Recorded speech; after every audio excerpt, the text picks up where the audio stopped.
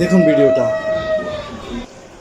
আসিয়ার ছোট ভাই যখন আসিয়ার কাছে প্রথম আসে, তখন আসিয়ার ভাইকে আসিয়া দেখে এক চিৎকার মারে, যে আমি মন থেকে একটা কান্না যে আসে মনের গভীর থেকে।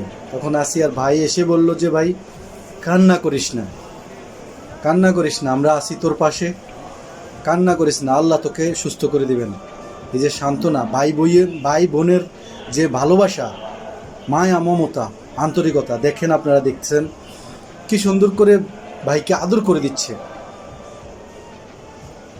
ভাই বোনের এই খুনসুটি আজ হয়তো সেই দিনটা আর পাবে না।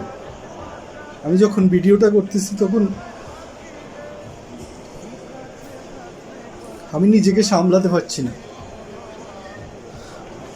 ভাই বোনের এই ভালোবাসা হয়তো আর কোনোদিন সেই ভাই পাবে না।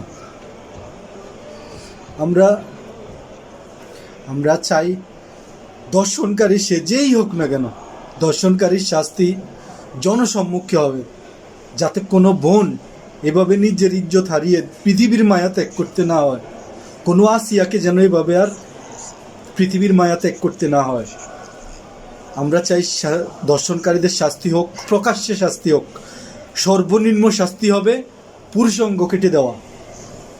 আর কোনো কথা নাই, পুরুষাঙ্গ কেটে তারপরে ফাঁসিতে ঝুলিয়ে মারা হবে।